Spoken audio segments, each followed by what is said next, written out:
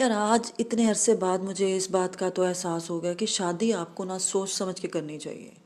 ایسا نہیں ہے کہ میں اپنی شادی سے خوش نہیں ہوں، لیکن میرے آس پاس جو تجربے ہیں شادی کے،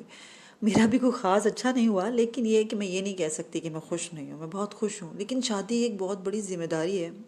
جو کہ مجھے اب احساس ہوا ہے کہ شادی مذاق نہیں ہے۔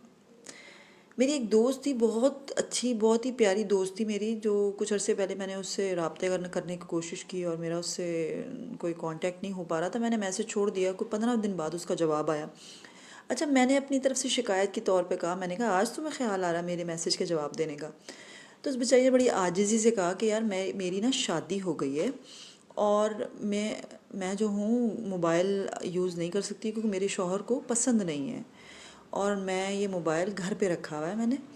اور جب مجھے امی کی طرف آنا ہوتا ہے، میں امی کی طرف رکھا ہوا ہے تو امی کی طرف آتی ہوں تو میں بات کر لیتی ہوں، اگر کسی کا میسیج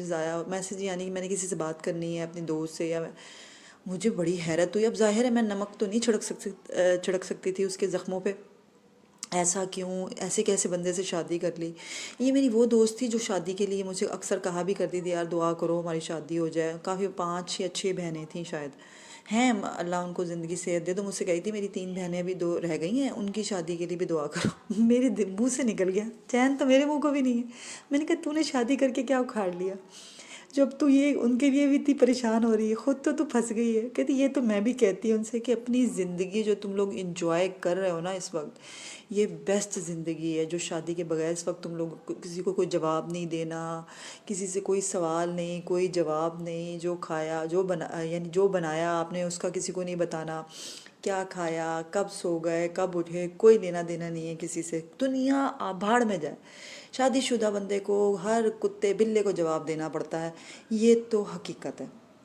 کہتی لیکن پھر یہ بھی تو حقیقت ہے کہ شادی کے بغیر یہ دنیا رہنے بھی نہیں دیتی، اور یہ بھی حقیقت ہے۔ کچھ میرے جاننے والے ہیں جن کی اللہ کی طرف سے ہے، ابھی نہیں ان کا ہوا،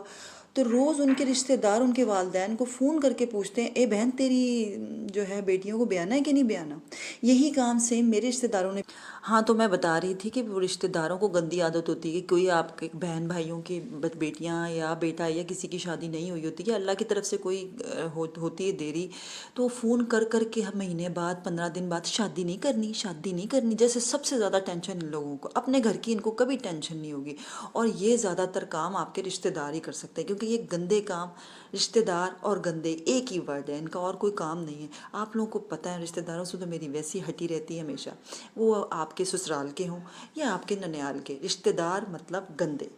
تو ان سے ہمیشہ دوری بنا کے رکھیں، اور لوگوں کے کہنے میں کبھی مت آئیں۔ جب آپ ریڈی ہیں شادی کے لیے، آپ کو لگے کہ ہاں جی اب میں بالکل ریڈی ہوں، میں ہر طرح کی ٹینشن فیس کر سکتی ہوں، ہر طرح کے حالات سے مقابلہ کر سکتی ہوں، آپ پھر شادی کیجئے، آپ اللہ نگہبان۔